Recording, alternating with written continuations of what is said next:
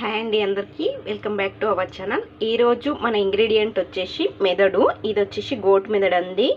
దీన్ని చాలా ఈజీగా చేసేసుకోవచ్చు. ఈ కర్రీని మనం చాలా ఈజీగా ఫాస్ట్గా చేసేసుకోవచ్చు. దీనికి వచ్చేసి చాలా తక్కువ ఇంగ్రీడియంట్స్తో ఈజీగా అయిపోతుంది. సో దీన్ని ఎలా చేసేసుకోవాలో ప్రాసెస్లోకి వెళ్ళిపోదాం.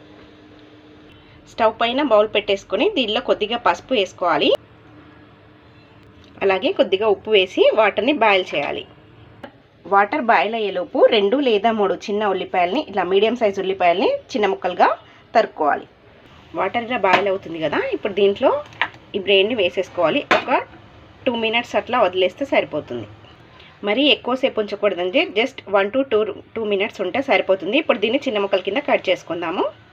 చూసారు కదా, వాటర్ అంతా కూడా డ్రైన్ చేసేసి మళ్ళీ ఒకసారి వాష్ చేసేసుకొని ఇలా పెద్ద ముక్కల కింద కట్ చేసుకోవాలి. ఇది వచ్చేసి కంప్లీట్గా మీ ఆప్షన్ అండి.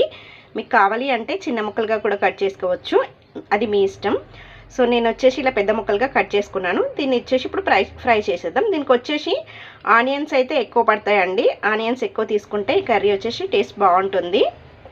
బౌల్ పెట్టేసుకుందాము. దీంట్లో 1 టేబుల్ స్పూన్ వరకు ఆయిల్ వేసుకోవాలి.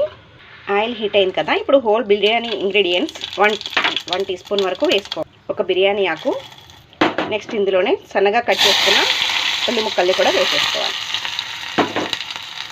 ఉల్లిపాయలు కొద్దిగా వేగిన తర్వాత ఇందులో 1 టీ స్పూన్ అల్లం వెల్లుల్లి పేస్ట్, కొద్దిగా పుదీనా, ఒక 2 పచ్చిమిర్చి సన్నగా చీల్చుకొని వేసుకోవాలి. అలాగే ఒక రెమ్మ కరివేపాకు. ఇప్పుడు ఇందులోనే 1/2 టీ స్పూన్ దాకా పసుపు, 1 టీ స్పూన్ ఉప్పు, 1 టీ స్పూన్ కారం వేసి బాగా కలుపుకోవాలి. ఆయిల్ ఇలా పైకి తేలాలండి. మీకు ఒకవేళ ఆయిల్ అనక ఇలా సెపరేట్ అవ్వకపోతే ఇంకాస్త ఆయిల్ యాడ్ చేసుకోవచ్చు. ఇప్పుడు ఈ స్టేజ్లో కాస్త గరం మసాలా వేసుకోవాలి. ఇప్పుడు మొత్తం అంతా కూడా బాగా కలిపేసేసి ఈ మెదడుని కట్ చేసి పెట్టుకున్నాం కదా, ఇందులోకి యాడ్ చేసేసుకోవాలి. ఇప్పుడు ఒకసారి మళ్ళీ అంతా కలిపేసుకుందాము. మంటని లో ఫ్లేమ్లోకి టర్న్ చేసుకొని 2 నుంచి 3 నిమిషాల పాటు ఉడకనివ్వాలి. చాలా సింపుల్ అండి. మనం ఎగ్గునైతే ఎలా కుకింగ్ చేస్తామో అలా కుక్ చేసుకుంటే సరిపోతుంది. ఇప్పుడు ఫైనల్గా సన్నగా తరిగి పెట్టుకున్న కొత్తిమీరతో గార్నిష్ చేసుకుంటే